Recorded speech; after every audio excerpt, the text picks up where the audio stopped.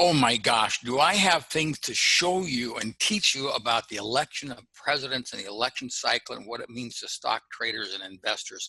So with that, let's get going. The gloves have really come off. And it looks at this point that Joe Biden's going to be the next president if you look at all the mainstream media polls. I'm going to get to that in a moment, but the market does seem to know. In 9 out of the last 10 elections, when the market was above average during the election year, the incumbent party candidate was reelected. So does that mean Donald Trump could win this thing? Well, I'm going to get back to that more in just a moment, but first we need to follow up. I did a forecast here for StockCharts.com where we called China should be Bonnie slammed, and here's the forecast report that we did. You can see the red line is our fundamental indicator from the Federal Reserve System about what should happen to stock prices in China. And kind of got body slammed. It came down. Our forecast was to sell over here. It hasn't gone up, but it hasn't come down certainly as much as I thought. So we need to follow up. Where now? What next? Well, the fundamental forecast goes flat in here. Look at that, which suggests no big up move in China. We should have had a big decline in here. We did have a decline, not as much as I wanted, but it was better to be short than long. The market's come back down a little bit now. But for our friends in China who follow this market, flat trading until probably the first of this coming year. The Korean forecast has been much more accurate in terms of the market coming down more. You can see the forecast, and this is a follow-up on what's happened. But basically, these Asian countries really follow this fundamental forecast. So just a point to keep in mind. You can see what's happened in Korea. Again, it looks like flat trading range market. No big moves coming up in the Kospi. We also talked about the 72-day cycle in stocks in the U.S., and that suggested a low about, whoa, right here, right now, about October 20th. And I think we are getting into that. We're going to talk a little bit more about that, but that 72-day cycle, that's still strong. We also showed this forecast for Amazon, what we thought would take place in Amazon. This was done in September. And as we follow up, oh, look at that. We're pretty well following the forecast, which means Amazon people look for a nice rally around Christmas. Okay, let's go back to the big deal right now, the election. We're going to have a new president or an incumbent president in just a matter of days. And this thing has really turned into a brouhaha, a battle royale. So how do we figure out what's going to happen?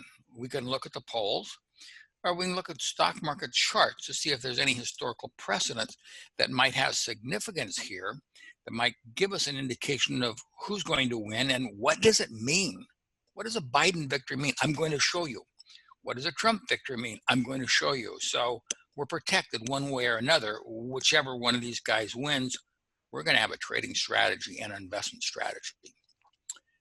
Well, if we look at the polls, that's one thing we can do. It looks like Clinton was going to win the election and Trump was not going to win the election. That was 4 years ago. And of course, we know Donald Trump, some way or another, beat the polls. So that's an interesting question. Just how accurate are these polls? And the big thing in the polls isn't just the total number of votes that are cast, but if you win the Electoral College. This is a current forecast by most of the polls. You need 270 votes to win, but we've got 259 for Biden and 125 for Trump. So it certainly looks on the surface of the major polls that Joe Biden will be the next president. Or will he? National Public Radio said Biden now has a double-digit lead over Trump. Clearly, Biden's way ahead in the campaign. We had the debate. The last of their debates, probably a push. They both look pretty good, in my opinion. Neither of them were bumbling idiots this time. So probably a push for both those guys.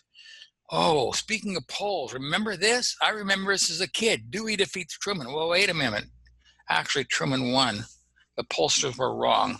That was because back then they did their polls on telephones, and not only Republicans had telephones back then. So Dewey, being a Republican, got a lot more response in the polls.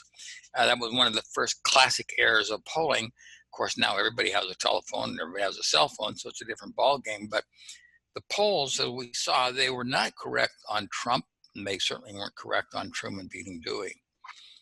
Polls are correct, though, for what they sampled. Now, I've had a lot of experience. As some of you know, I ran for the United States Senate in Montana 2 times against incumbent senators. They were really strong political battles, barely lost, a real big defeat in my life. But I learned about polls then because we use them in our campaign. I've been involved extensively in other campaigns over the years as a consultant. So I've used polls, I understand polls, I think pretty well from real-time example. And here's the errors you might want to think about when you're looking at these polls. And the big one right now is the sample size realistic for voter turnout. Right now, most of the mainstream media polls are showing that there's going to be a huge number of young people will come out and vote, much larger than in the past, as large as when Obama ran. I think that's an assumption on their part that's probably not going to be true. Regardless of your politics, I don't think you can get really too energized about Joe Biden. A lot of people can't get energized at all about Donald Trump. His base gets very energized about him. So will we have a massive turnout this time? Questionable at best. So another thing pollsters will do, they will sample, as an example, 60% Republicans and 40% Democrats and say the Republicans are going to win. So their sample size was biased. It was correct for the sample size they had. They really have to watch out who the people are sampling. And of course, they do ask biased questions at times, and you can do that. If I want to create a poll to make my candidate look happy, I just can ask a question that will make everybody reply to him. Do you want to vote for the guy who beat up his wife, or do you want to vote for my candidate? Well, guess what? My candidate's going to win that. So you have to really watch. And of course, sample size. Surprisingly enough, I've done sample sizes in races of over a million votes with a sample size of 400 people in a survey that were spot on in the prediction of who would win the races. So sample size is helpful. The bigger the sample size is, the more helpful it is. But sample size, from my experience, doesn't have to be gargantuan, but at least 400 or 500 voters responses, and you're going to get a pretty good idea of who will win. Well, the key points to watch in this election as it grinds down to a close is the enthusiasm factor. If your guys don't turn out to vote, you're not going to win. So can you drive your core group to the polls? That's really critical. Well, Biden's going to drive his core group to the poll because they hate Donald Trump. Yeah, maybe they like Joe, but that's more they don't like Donald Trump. Donald Trump's voters are really pumped up. They want this guy to win. So they probably have the enthusiasm factor. The high polls, now this is really interesting to me. The mainstream media, I think, this is my view, has really pumped up a Biden victory here by saying he's way ahead in the polls, as you're going to see in a moment. I don't think he is. I think this might shoot themselves in the foot, because if everybody thinks Biden's going to win and you're a Biden supporter, you're probably not going to come out and vote. I mean, are you going to watch a Super Bowl if you know it's a blowaway game? No, it's not interesting. If you think that Trump is going to win by 30 points, you're going to go out and vote? No, probably not. So that's a point to watch. There has been a big black Hispanic switch here that Donald Trump is getting more, based on all the polls I've seen, of the black vote and the Hispanic vote than he did last time, by quite a bit, interestingly enough. So that's another thing to watch. This mainstream media thing really gets to me, because these guys are really, they're, I think, ginning the race for Joe Biden, showing him 10 points up, 15 points up. I think one poll he was up 18 points up. They could be right. If they are right, man, we're learning a great lesson here.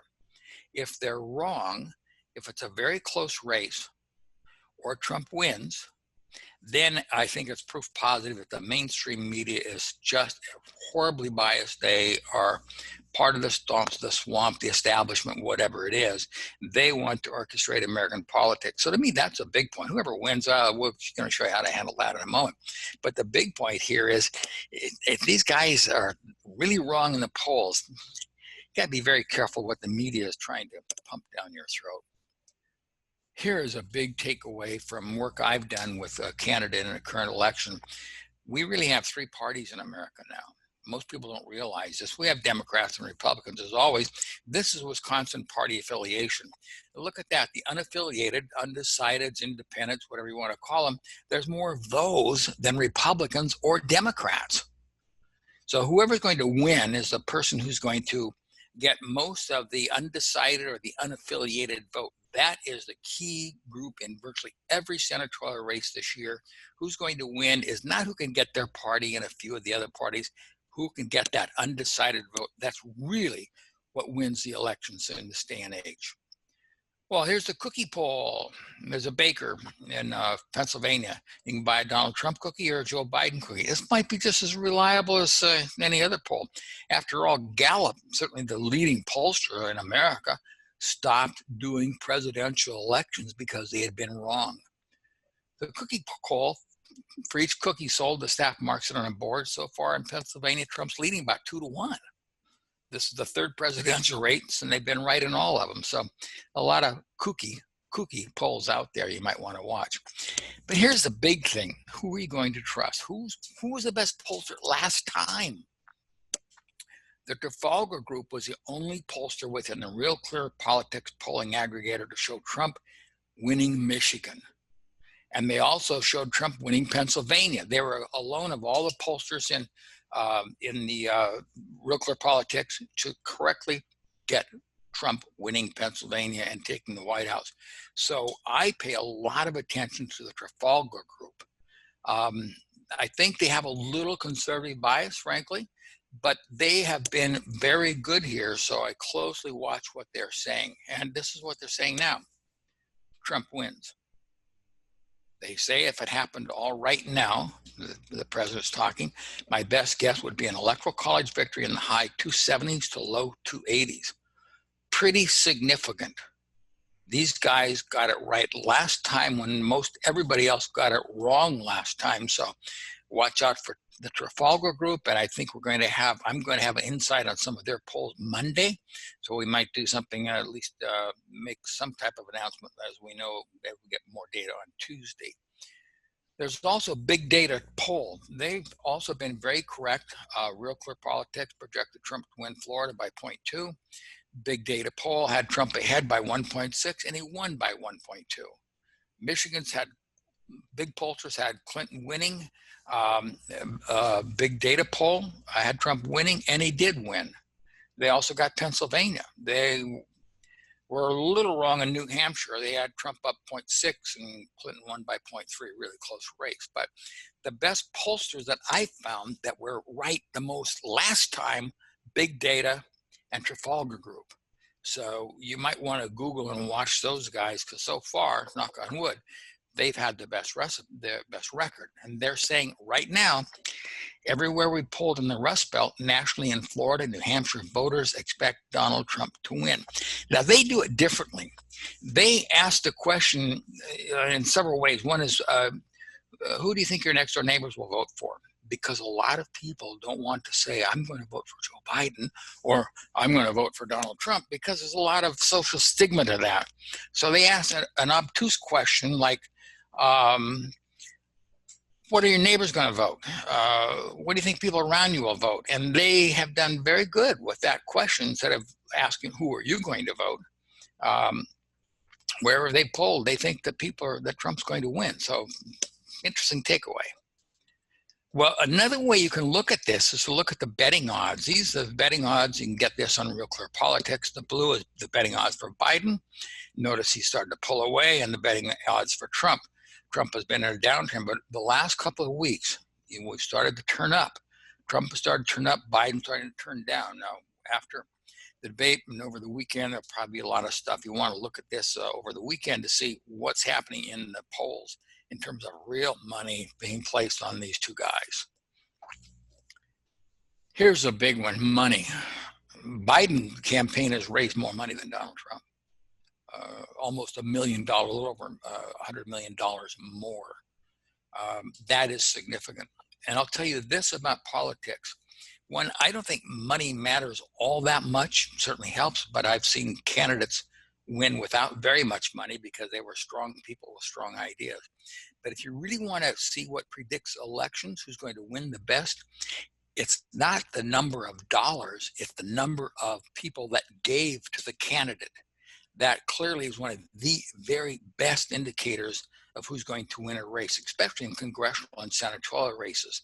It doesn't matter how much money was raised, that's how many people took money out of their pocket and gave it to the candidate. That shows a huge amount of support. There's another interesting model I'd like to point out to you, may not be aware of. It's a Norpoth model. In March 2016, Helmut Norpoth forecast an 87% chance of victory for Trump. And as we know, Trump won. This model has been right in 25 out of the last 27 elections since 1912. It missed in 1960 and 2000, and of course that won the popular vote, but Bush won. In 2020, the model gives Trump an even higher chance of winning, 91%. Some of this is flying in the face of conventional wisdom here that Donald Trump is going to lose this thing and in a massive landslide for Joe Biden. But a couple of models are saying no, and I think we can infer from that, my view, it's going to be real close. What to watch election night? Just a couple of states. Donald Trump must win Florida without a doubt.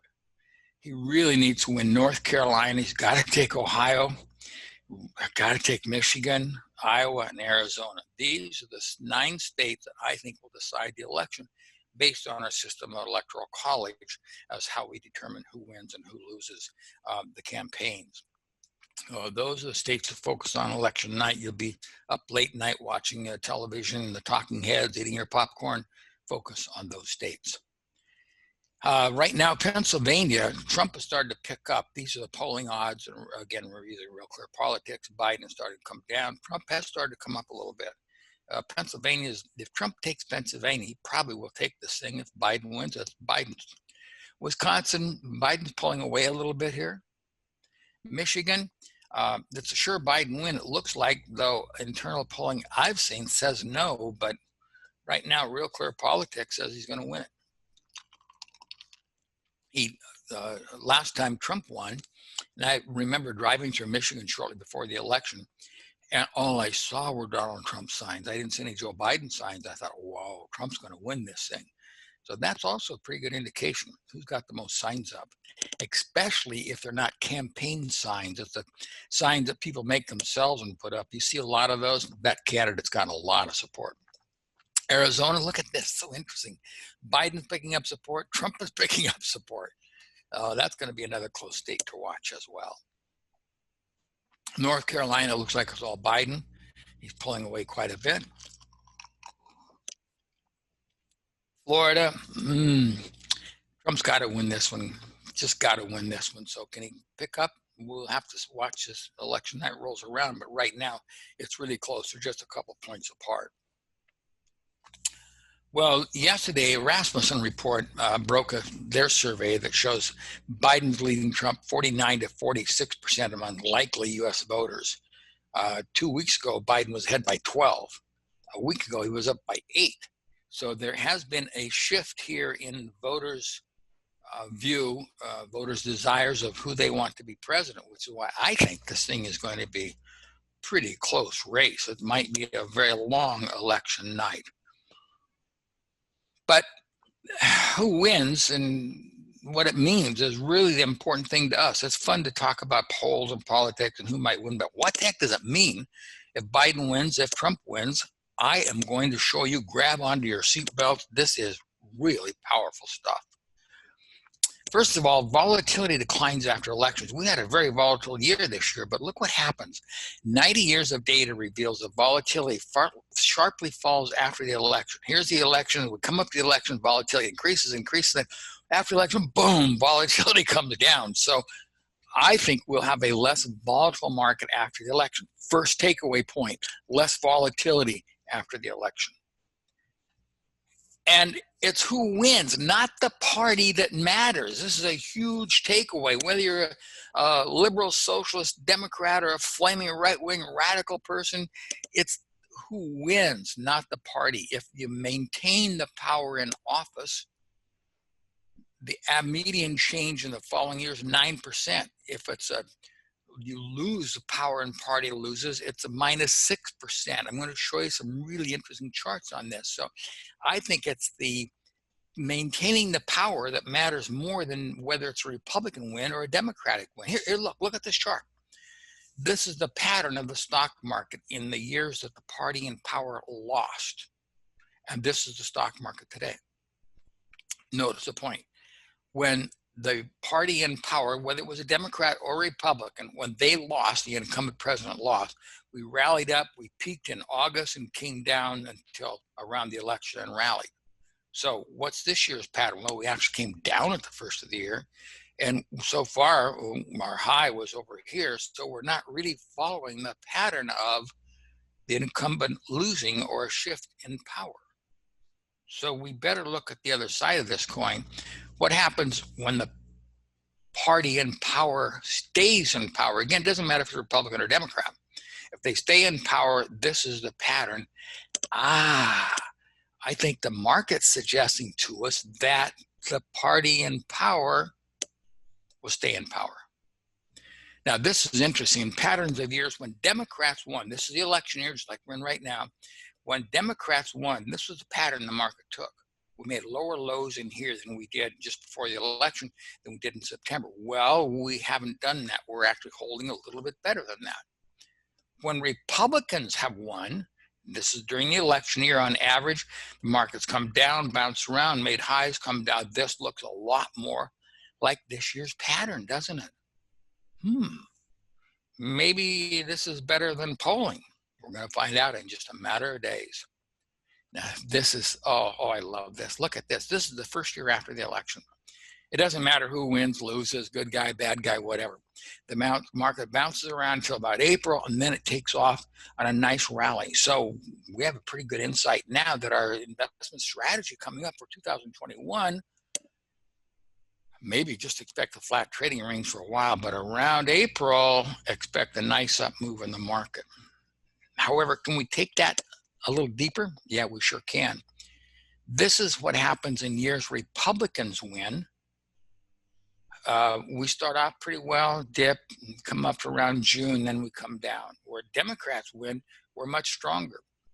And that's the way people have usually looked at the year after a president is elected. And there's another way to look at it that I'd like to show you. The S&P has stumbled in most post-election years when the incumbent party loses.